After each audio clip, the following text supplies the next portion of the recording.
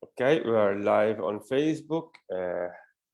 Good afternoon, everyone. It's a great pleasure to host today architect Nedi Petri from the Cultural Heritage Without Borders in Tirana as the project manager of the Design and Heritage Empower Communities project that has been financed within the Designscapes project. Before leaving the floor to Nedi, just let me say a few words about Designscapes, which is a European funded project under Horizon 2020 program. The topic was that of user-driven innovation, the value creation through design-enabled innovation. The specific challenge addressed by this call was that many public sector organizations and businesses, in particular small and medium enterprises, miss out the potential to use design thinking as a source for improving their efficiency and stimulating their growth. So in a word, to improve, to stimulate the innovation. To these two pillars of the call, Designscapes has added a third pillar, that of the urban environment, so cities. And our aim has been to investigate the prominent role of design thinking in the innovation processes with respect to urban challenges. And we have, of course, pursued this objective through our studies, and through our training activities, but in particular, we have published a call similar to that of SME instrument, which has been running from July 2018 and has financed through 3 different stages, nearly 100 projects around Europe and even beyond. These 3 stages has been about the development of feasibility studies with a budget of 250,000 euros, the development of prototypes, the second stage with a budget of 1 million euros, and the third stage was about the scalability proofs with a dedicated budget of 250,000 euros. So in total, we have dedicated to the 3 calls more than nearly 1.5 million euro. And Design and Heritage Empower Communities project is a prototype, presented and developed within the second call, and it has represented an audience engagement aiming to communicate, raise awareness, and educate about the significance of the architectural heritage in the Albanian capital, Tirana.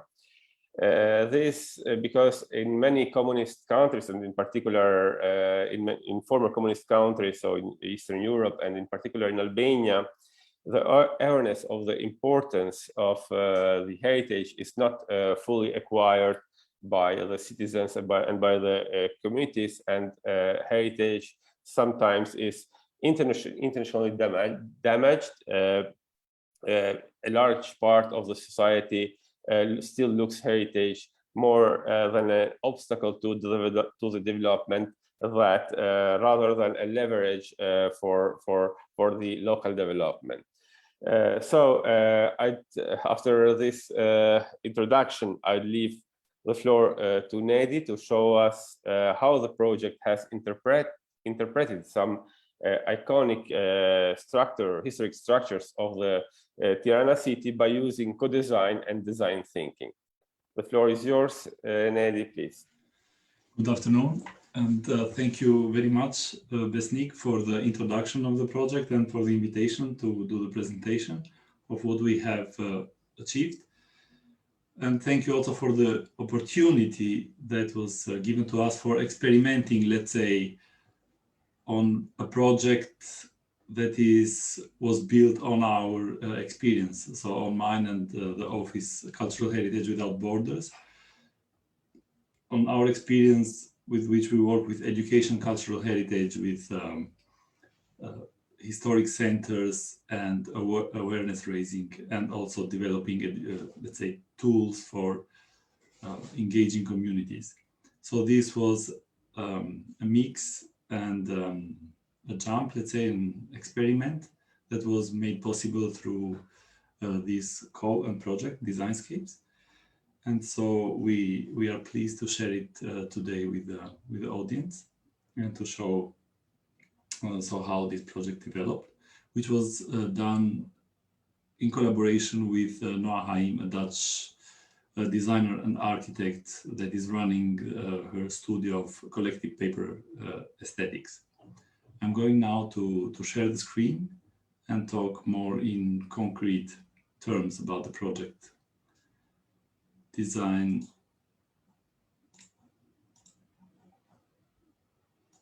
and heritage empower communities.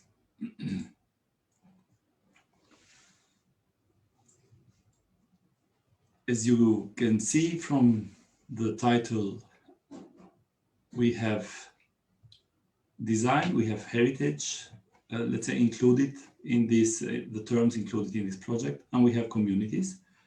And the work was done by combining these three elements into one, or at least we try to, in an experimental way, in a prototype way. And this project was, as I said, a combination of previous experiences and long experiences, which were about heritage, but also community engagement. And then also here integrating, in this case, design on a different level. And the missing element that was added also to this project was, as you said, a city, which is Tirana, and is the capital of Albania, and is a city that now I will try to make it as clear as possible and to visualize it. In this moment, more or less looks like this, which is a city that has grown after the fall of communism, but the fall of communism by at least 3 times. And beside the growth, which is more important and more, let's say, an issue, is the density, so the densifying of the city and the way it has densified. Just again to visualize, this is an image of Tirana, of the main square of Tirana during communism, and one can see very easily a small city of 250,000 approximately inhabitants, with a very rigorous urban planning, and very easily could be seen the main square, and then the let's say the neighborhoods, the new neighborhoods built by during communist heritage, and beyond all the agriculture and green areas that were in function for the agricultural country, as Albania mostly was during communism.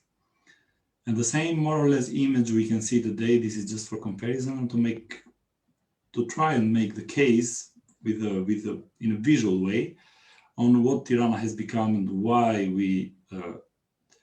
this project was important to understand how it can be dealt with, but also to understand that Tirana, to my opinion, is one of the most difficult cities to deal with, at least as far as my background and my understanding of architect and urban planner allows me. So for the way it has developed in these 30 years. So as I said, this is the same image. So I'm playing now the same image of the city before, let's say, and after 30 years. And one can see that you cannot see anymore the limit of the city, and you can very easily see the densifying of the city structure. And again, to compare in a plan for who likes and is more used to plans and maps. This is simple images taken from Google Maps just to understand how Tirana has extended and densified. And on the left side, we can see very easily, through the same scale with a yellow line, what was Tirana before 19th and what has become, again with the same scale. You can see the yellow line was the boundaries of Tirana before and after so in 30 years. And now we get closer, just to again have an understanding and to get also closer to our case and the way we have developed our project. This is again the city, but is showing how one of the plots. So what happened? So that was on a general scale, but what happened on a small scale on a city, in this city, while densifying? And this is just an example of one of the plots that is approximately 100 by 100 meters, maybe a bit less. And this was before 1990s. And this, what I'm going to show, happened almost with all the cities that we could see in a more general plan. And how the spaces, which is more worrying, were filled and are filled by the construction and the development after 90s. So this is the plot, one of the plots, which is in the main, let's say, within the boundaries, or let's say immediately outside the boundary. And this is in the 90s when still there was no development. And this is what happens in a short period of 5 years, from 2000 to 2005. Again, we are talking about more or less 100 by 100 meters. And then we have a development of around, let's say, 12 floors, 1 to 2,000 inhabitants, with the hope that the space that we see that is not constructed, so in the plans at least, stays like that, and there is a possibility for a space for the communities to have free time, but also to have parking and also to have a small park, because these are really dense, let's say, constructions and urban structures. And then in a few years, so as I said, the hope was that this was developed into a greenery and then serving like a secondary space to this new construction. And then in a few years, we have again an addition and more additional buildings, and there is no space for any activity beside closed apartments living, and then few roads for the cars, and then everything that is left is then a mix of services using the space as they can, and also cars parking as they can, again with a great disorder.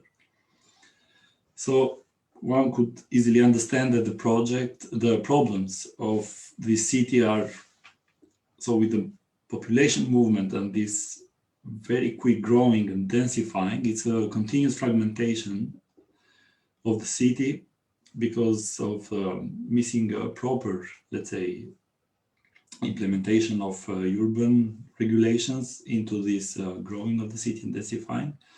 And of course, there was a lot of pressure and still is on historic urban fabric and monuments, which are villas and neighborhoods and even single buildings. In this development, they have, most of them are lost, and on top there is new constructions and the new development coming. And as we could see, the occupation, so by all this densifying and building, occupation of existing spaces, which is that mainly, and businesses and parking, and there is not more space for any other activities. And so we have this, what I call an uncontrolled densification of the existing urban structure. So we are not talking about extending of the city and creating, let's say, more centers and, let's say, a poly-center city, but we are talking about the densification of an existing structure, not allowing for the, let's say, for the historic city to continue developing and inherit, let's say, the spaces that the city inherited from the communist heritage or even earlier. And then the real problems of this, per se, the densification of the cities might not be a problem, but, or the extension of the city, given that the time has changed and the economy of the country has changed and its connection to other countries and to the world has changed. But the real problems underlying these developments, so this building and occupying the urban structure, is the loss of communities. So communities are not the same anymore. So we have a lot of people coming new in the city. And because of the economic need, so from the smaller centers and villages, and they don't, so the city is not theirs, they are new to the city. And the community who already existed there has moved, has sold the property, and for building a new, so it's a let's say economic and financial pressure for also the existing buildings to sell and to build, so to have more, let's say, profit with their properties. And so there is a loss sense of belonging, because we have newcomers and the people who were there, who knew the city, and then who had a love and passion for their city and for their spaces and buildings, are not there anymore because they have moved away or they have sold their properties. And so there is a continuous degradation of cultural heritage for the purpose to build new, let's say, new structures and residential, mainly, units. So we have a disconnection of inhabitants from the cultural heritage of the city for the reasons I mentioned before. And then again, what is very important is that we have lack of spaces for socializing. So we don't have any more the communities. We know very well that in smaller cities, or previously at least in the communist Albania, communities were much more intimate and they knew each other, and there was a lot of place and space for socializing. We don't have this anymore in Tirana because, as I said, we have new communities and everybody, and there is no space for the creation of new communities. And so since the space is missing for doing that, and so everyone is closed into its own apartment or into its own job, and there is very, let's say, few spots that are very general, and let's say that are not the secondary spaces. We are talking here about the secondary urban spaces and not the main ones like parks, where you are not, you don't have your community, but it's the whole city using. And it was, I think it's understood from the presentation that the urban planning instruments have failed continuously to generate, let's say, instruments to develop, to have a proper development, but also to deal with what has happened in this 20, 30 years. And now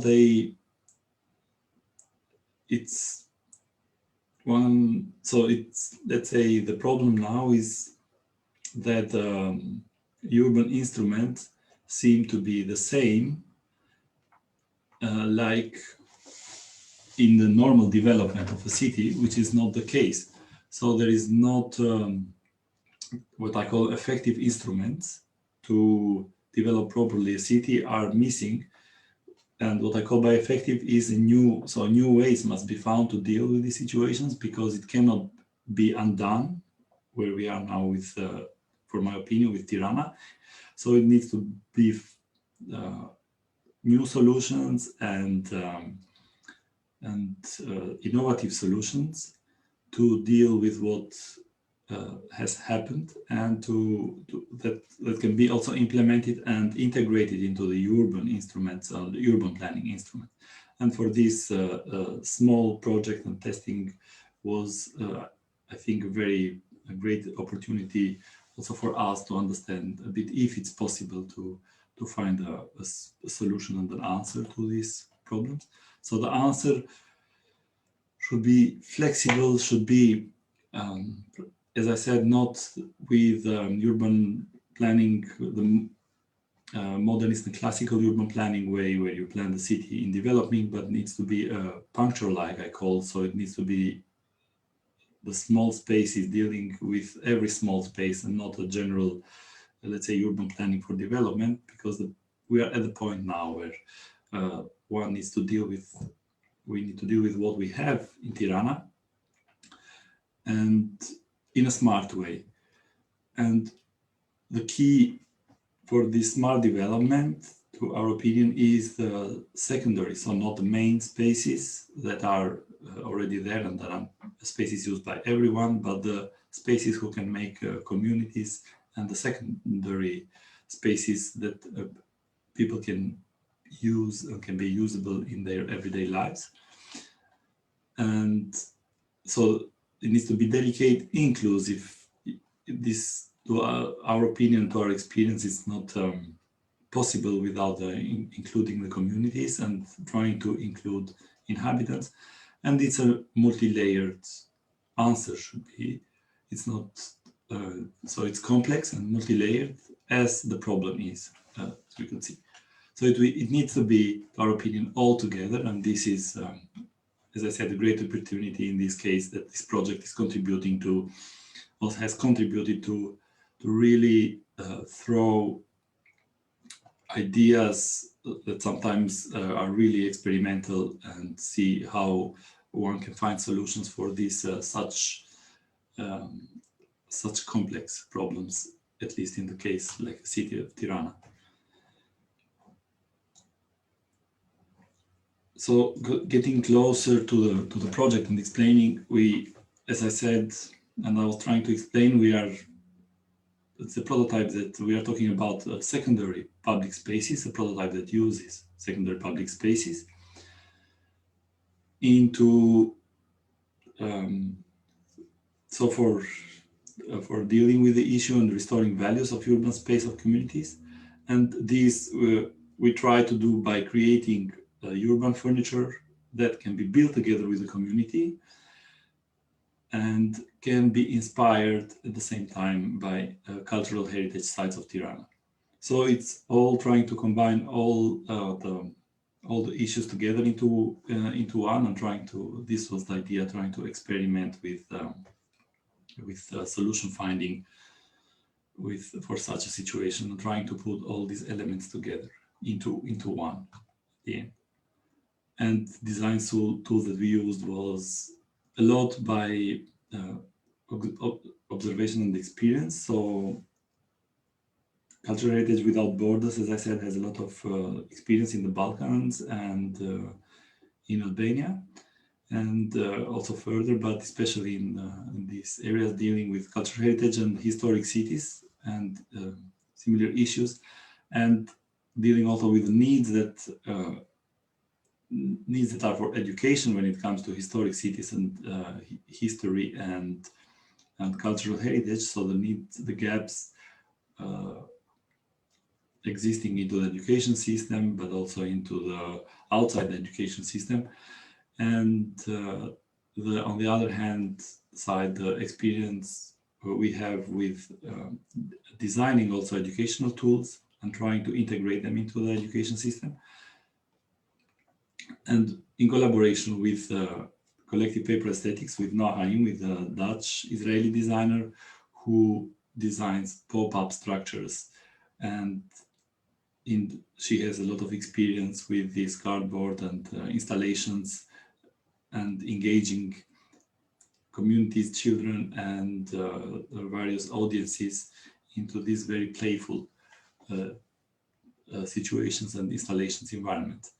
And then it has been a lot of developing and testing, and between the studios and with municipality and with these institutions, which is a very key point, and is very important for us to have the collaboration, because it's an institution that needs to, at the end, deal with such issues, and it's the institution that is at the core of the problem. So for us, it was very important to include the opinion of the municipality and to involve them in this point. And then, as you will see, the project had a lot of, let's say, testing also on the ground through our activities and through, let's say, the product that we designed. As you can see on both sides, on the left side of the screen, it's one of the activities developed by Cultural Heritage Without Borders, which is a game that is developed into a game that we used to play. So it's a game that is inherited. It's called Don't Get Mad, and then it's a game that is transformed into another game that is designed to also include cultural heritage and raise awareness and education. And in this case, is one of the formats of this educative series that we have developed. So it's educational tools that we developed for schools, but also for centers and for the communities. And this is one of the formats. It's an open air large format developed for a special activity in the center of Tirana in collaboration with the municipality. And then on the other side, on the left side of the screen, we have this very interesting, let's say, unique pop-up structures that Noah Haim and with Collector Paper Aesthetics is developing around the world in museums and in different public spaces, and working with many educational institutions around the world. So the idea came more concretely by a combination of these two projects and these two experiences, long experiences. And we started by selecting, by knowing the problems of the city and knowing that what are the typical, let's say, situations and secondary urban structures. We started by selecting 3 sites in Tirana and try to design and to experiment and try to see a bit how this is, at least these are images from the application process, and so the first sketches and designs ideas on how these structures, pop-up structures, can stay within these spaces, and just to call a bit the idea of how this can be used. By the way, this is one of the spaces where we wanted, and but we didn't do it at the end. We started to think about and having let's say one of the activities, and then installing and involving the communities. And you can see how here these are the spaces where children are playing in, usually in Tirana, the secondary spaces, and you have all parkings. And this is, I have to say, one of the best situations that you can find, where you can find a shop, a cafe, and then cars, and then there in between kids and have to play and have to invent playing. And then, so one was the spaces that we went to select and to see around the city.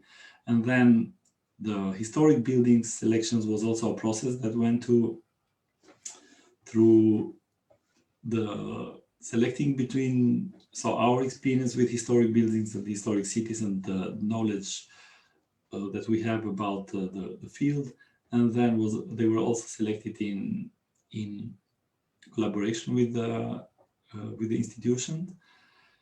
And I have to say that we tried to select historic buildings of different periods to involve into this design process. And then historic buildings had to be, let's say, the inspiration, or the shapes of historic buildings had to be the inspiration for the playful urban furniture that we were going to create together with the communities. And the buildings, as I said, we tried to select from different periods, but also with different problematics. Also buildings that were very, let's say, very discussed and also very endangered in Tirana by development. And in this case, we have 4 buildings, and one of them already is demolished, which is the National Theatre on the right side. That was, when the project was happening, was ongoing. Let's say the debate was ongoing between the government and then supporters of the theater and different organizations. And it also took the European, the discussion went into a European scale, and there was a lot of protesting about decisions into building a new theater on the old one. So I'm going to show now the process, the phase of generating the ideas. So once the selection process of the buildings that were going to inspire the urban furniture was done, then the process went into let's say developing different possibilities on how the design, on how these buildings can be simplified and and be used and transformed into playful urban furnitures, but that can also be, let's say, modeled and let's say built together with communities, and can be all the different pieces can be attached together. And here we can see different also generating spaces, the possibilities that were created for different spaces that we could occupy, also knowing how many pieces we can use and which spaces we can generate. As you see, we already have here simplified the elements and the buildings that we have selected. Then they were then developed as modules that could be combined together into bigger structures that we're going to make then the final installations with the communities.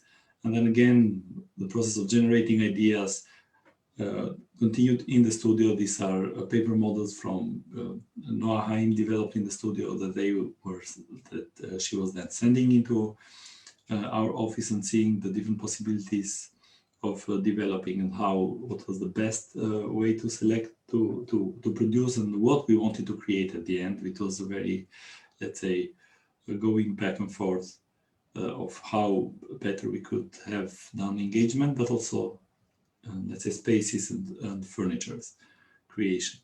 And then again, these are images from the factory when the first tests were done with in a bigger scale, let's say in a real scale, and these were produced in the Netherlands, and they then were sent to Albania and to see, and we tested them in the office. I have to say that was COVID time, and that was not exactly in the office, but we have tested them in our houses, and to try and see how they could be improved and could have been improved for the, let's say, for the final activities. And this is, for example, the bridge that I was showing, and in the studio, and then developed by the engineer. And this is images of how it, so the combinations of a bridge into more pieces and simplified and put together to create a playful installation. And then testing, as I said, in home environment, and trying to see how difficult they were. We have, as I said, we have a lot of experience with educational models dealing with cultural heritage, and also we know how.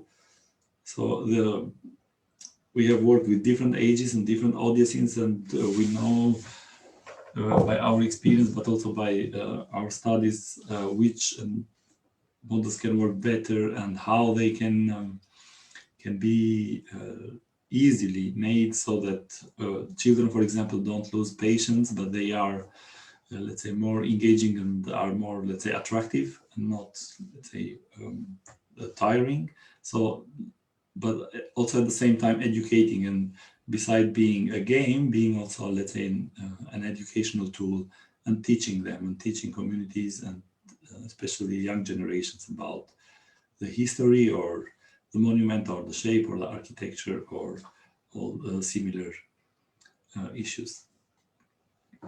And then again, so feedback after, so again in the studio after feedback to produce the final, let's say, models and the final quantities. Again, this was how many, and depending on the scenarios that we were going to develop and the spaces that we were going to select at the end, at the final moment.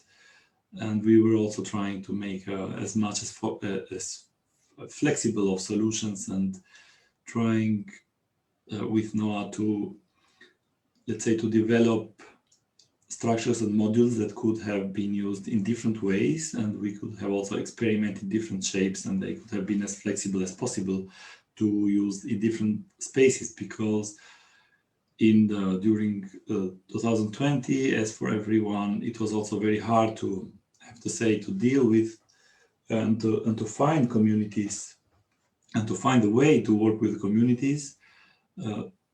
And numbers and different numbers, and to have activities during COVID, or at least the first waves when everything was in lockdown.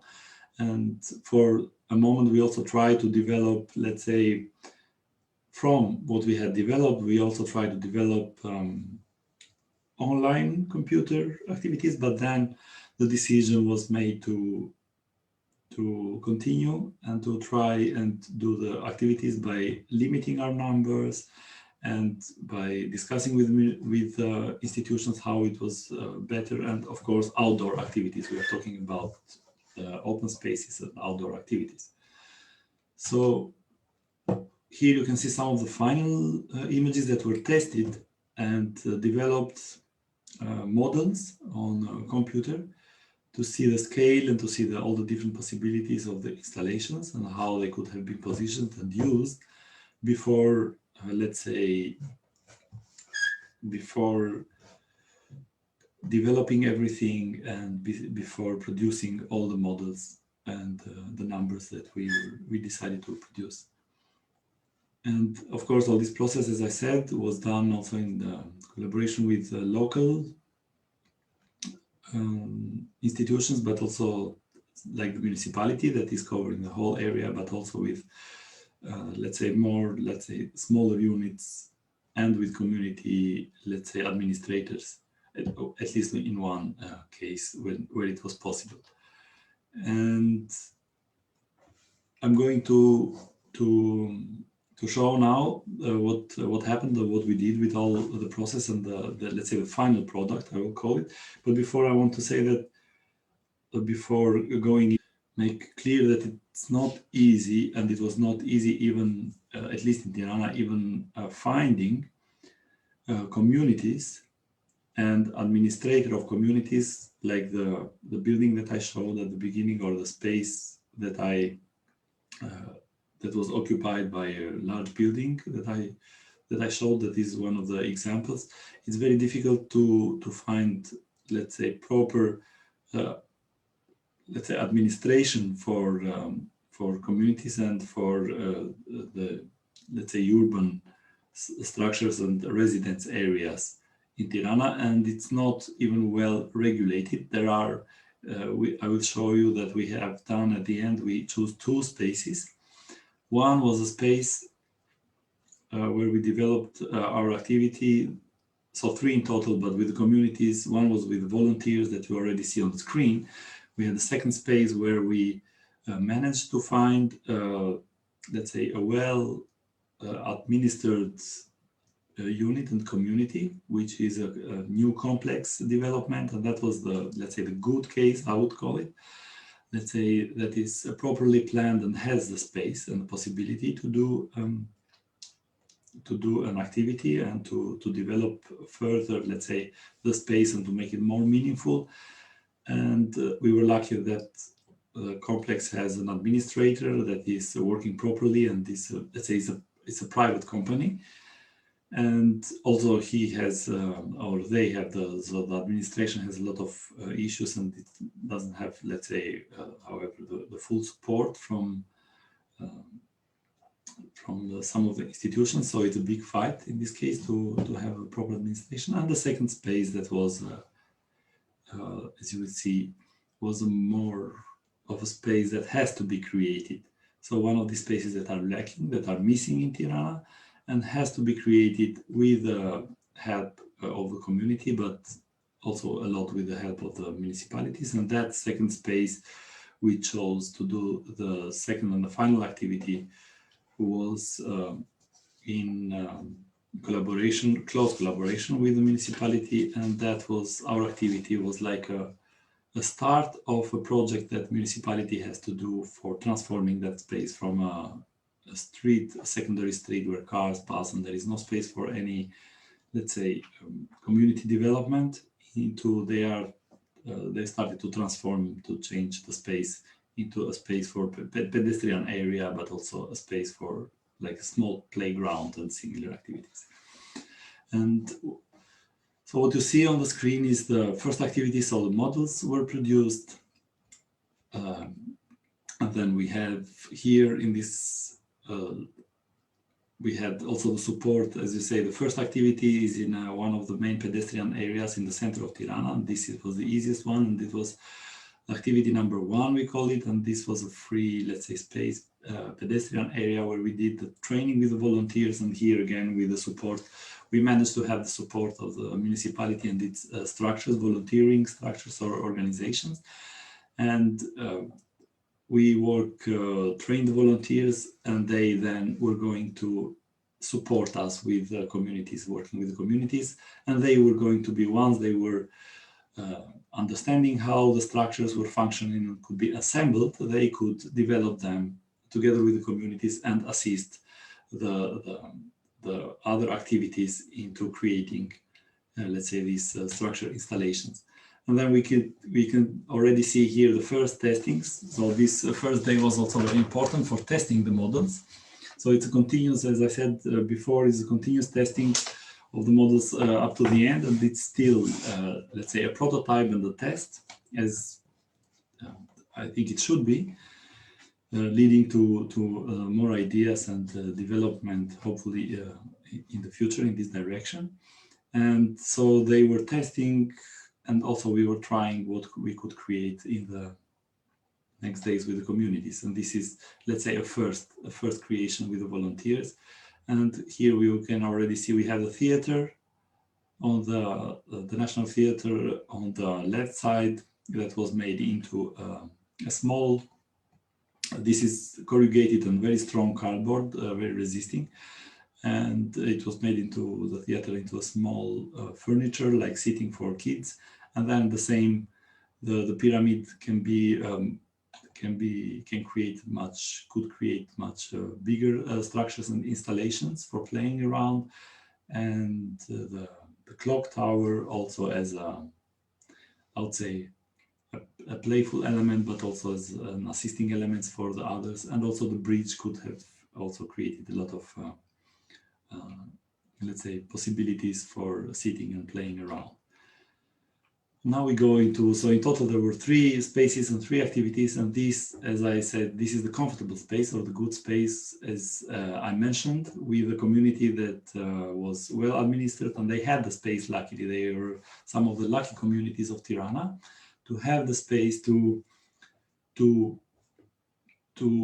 let's say, to use it and to make use of it for these activities. They just need to our opinion, they just need to, the space needs to be what we call meaningful spaces, so that you don't have a space and just everybody is, let's say, not only for walking or just for everybody's playing in an unorganized way, but you have the possibility to have organized activities where kids build something or communities build something together and they get to know each other, and not, let's say, go everyone into its own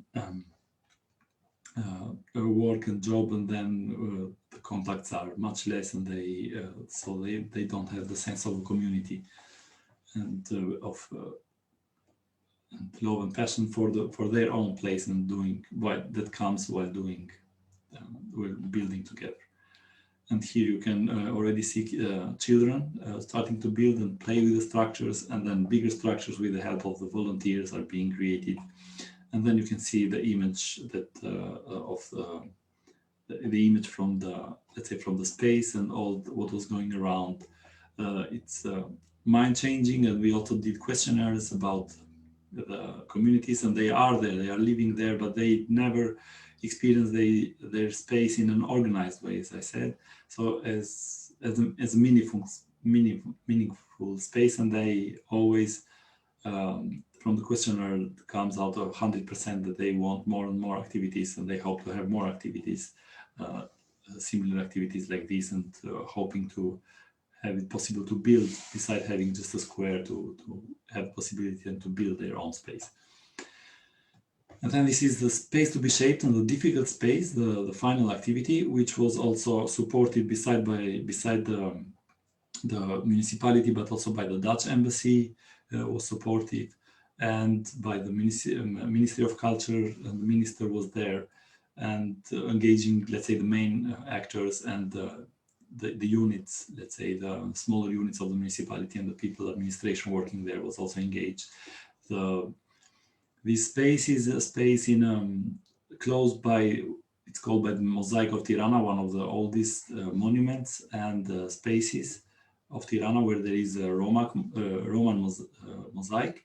And there is also the Directorate of Culture by this space. And this is a crossroad, a small crossroad where cars pass and park during all day. But we did with what we did with the activities, we transformed it into a space that is for the community, and we closed the space that you can see, which is not easy to close a space with and remove the parkings. But this, with the help of the municipality and with the idea that this space was going to be closed and changed by the project, as I said, into a pedestrian area, and also opening to the mosaic that is next to it, to create a space where also let's say it's a space for communities, but also for visitors, for the mosaic, for this very important cultural heritage of Tirana. And here we had much more experience from the other experiments, and we could really build with the communities. Here the community was much larger and so there was less control, although we tried to control the numbers. It was a bit difficult because, as you can see, it was very experimental, and then the way we also communicated in the beginning, and the groups that were going to come, since it's a crossroad, you always have more people coming and that want to join and enjoy. And they, together with us and the volunteers, they created, and we had all the generations involved. They created, they came together to create and to make and to test how spaces can be built and how they can build together even their furnitures in the future. So and then, as I said, for also with the volunteers and all the community who participated, we also did and the institutions, we also did questionnaires about let's say the role of these activities and the possibility to develop, and how they were the comparison that they see of these activities, if they want parking more, and then if they want such kind of activities more for the kids, and if they are missing these activities that are also educational in relation to cultural heritage. And I have to say that I'm not sharing data in this case because we have 100%, let's say, all the answers are positive towards creating such spaces, even on behalf of, let's say, sacrificing parking spaces, which are now in Tirana very, very important, also by you have no space even to park, and everybody has a car, so it's very problematic. But people really miss this spaces creating, and they miss the sense of community. And then after a city has been, let's say, developed in this way, they and people for, let's say, economical needs have joined the city. Now people are asking for quality, and they are asking for more spaces for them, and they are asking for more, let's say, leisure spaces. And the importance of these spaces, I think, is really crucial into the development of such feeling, and to the feeling, and let's say, improving what a city can offer to its citizens. And I have to thank as I said, the Designscapes and ANCI Toscana for giving the possibility, but of course I have to thank all the volunteers, the communities and local representatives, and the regional directorate who opened our doors, who are running the mosaic of Tirana, the municipality, the Dutch embassy, and Ministry of Culture at the end. Thank you. Besnik. Yeah, thank you very much, Nedi, for this great experience. You have been, I believe, successful in providing a methodology on how to build the capacity, the role and the rights of citizens in protecting cultural heritage. And this topic has been one of the topics, one of the most successful topics, let's say, of the projects funded by Designscapes. We have had projects dealing with cultural heritage, not only in Eastern Europe countries, Bulgaria, so Sofia or Varna, if I remember well, but also in Spain with projects now creating new urban furniture based on cultural heritage.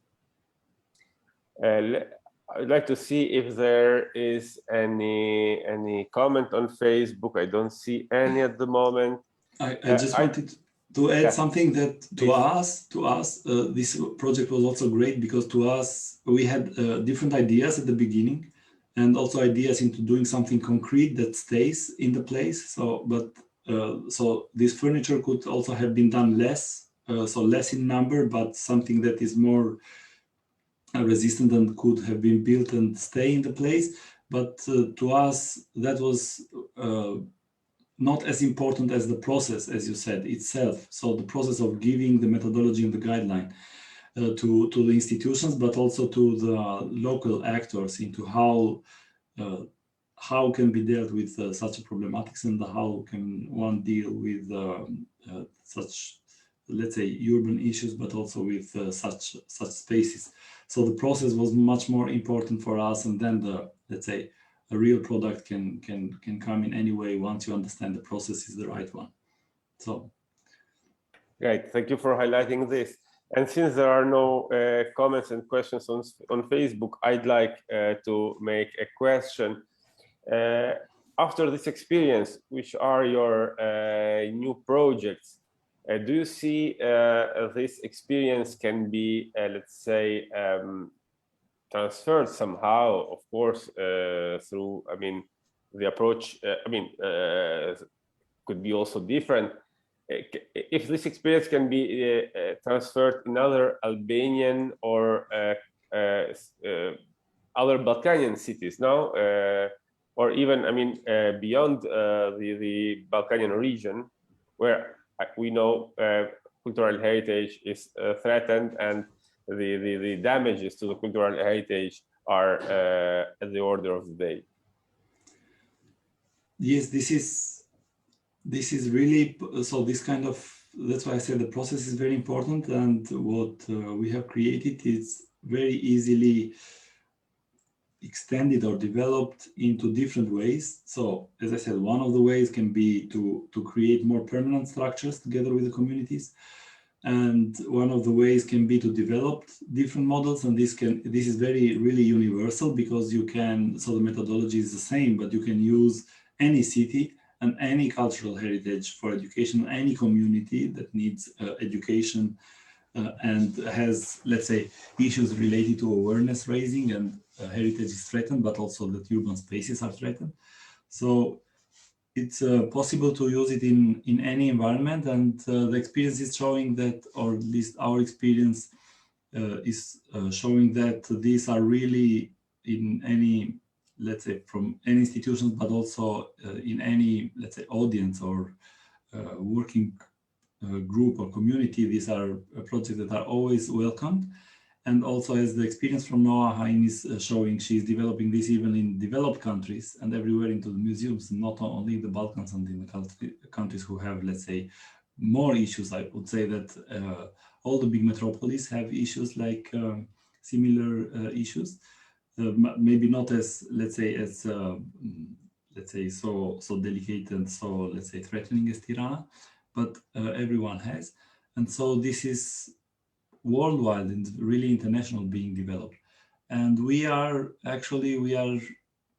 so as I said, this is a project that is coming from our long experience in working with games and cultural heritage and, let's say, educational tools that are engaging for young communities. And we have a series, cultural heritage with Alberto has a series of games, and which were also the inspiration for this project. So this is, to us, it's a key moment into developing, and we are looking into ways to developing more and more, let's say, innovative ways of dealing. But we are all the time in contact with the municipality of Tirana for developing, so to combine the projects that they have with urban spaces and let's say, and activities of furniture making, or let's say activities that would be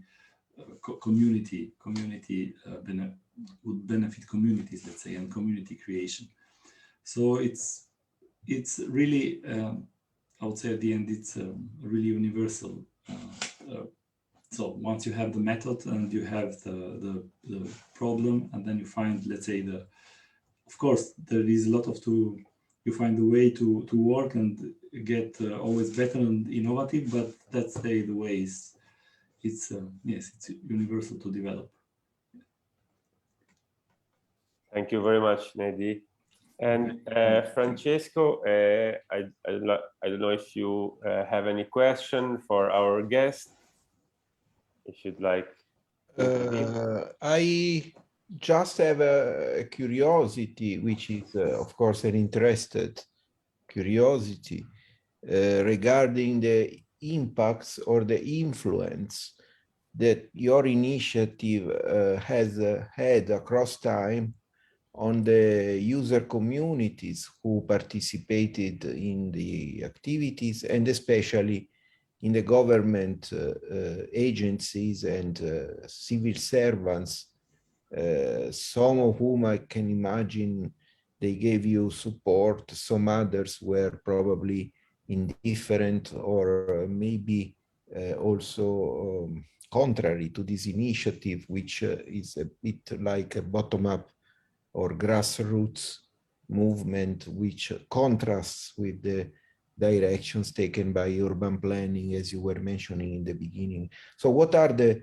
signs of change or transformation or adaptation, whatever, that you can perceive at this stage in the user communities and in the government, in the local government especially? Thank you. Yes, this is so always the most important question, I think, and to answer, and also the let's say the most at the same time the most difficult one, and also for us to perceive and also to try and measure the effect or our work that we do, for example, with education. It takes years for us to understand that models are being replicated, and there is a lot of going on similarly to what was starting before. And for us, it was very important to at least with the communities. For us, was very clear. Although we never leave behind the possibility to develop, let's say, questionnaires and get all their, let's say, feedback, which was, as I said, for the communities, it's like, it's always, you are sorry to go from the activity and to close the activities and these possibilities, because they are really, really thirsty, I would say, for this kind of developments into their spaces, especially with the young, generations, but also parents who don't know how to deal. I mean, whose kids are all the time inside, and they don't have proper spaces to let their kids, let's say, the minimum to play outside on the ground. And then, of course, a big challenge always with the institutions. And I have to say, we had a lot of, so the pressure is really big, but we had a lot of support from the beginning, because in a way, some of the, let's say, directions, I would say, are changing, because Tirana is over really densified. So there are also, you can see that there is a big interest to combine such projects from the institutions with let's say, with the activities as such, and the projects they have to combine them to call the attention of the communities and to combine them with more innovative projects beside the urban planning. So there is, I have to say that if we had little support at the beginning from the institution, from the municipality, we had even more, let's say, requests, and at the end, and we had more, let's say, contacted to them inviting us or being part of activities, or always leaving open the possibility to continue collaborate on such kind of projects. And I have to say that we also calculated that part of the models that were not used during the activities also to stay with the municipality and for them to develop projects. So they also to develop projects with the communities that they want to develop, or so together with us for their other projects in the other spaces. And at the end, again, as I said, with communities and especially also with businesses in the communities, it's very difficult. And the businesses are the ones who are occupying part of the, let's say, spaces. And also, as I said, communities and people who have so parking spaces who are directly linked to the spaces. But really the need is so from our testing and from our questionnaires, we also included the questions related to use of urban space, and the need is really it's really big, the need for for creating and for so the answer to such problematics of the city is we really understand, and we understood from these activities on this project that is the second, so these smaller secondary urban spaces that are really directly linked to the communities. And yes, but for let's say, as I said, with our project, so Cultural Heritage Without Borders is working in Albania at least since 2007, 2008, and we have had changes. So we have seen really difficult developing projects at the beginning, and then this is so similar projects, and then you see other similar projects being developed in parallel to your project, which is showing also a mental change and a mentality change. But the first impact is it's really positive, and then also with the most difficult one with institutions that are really have the main pressure. I have to say that they would like to continue in this way.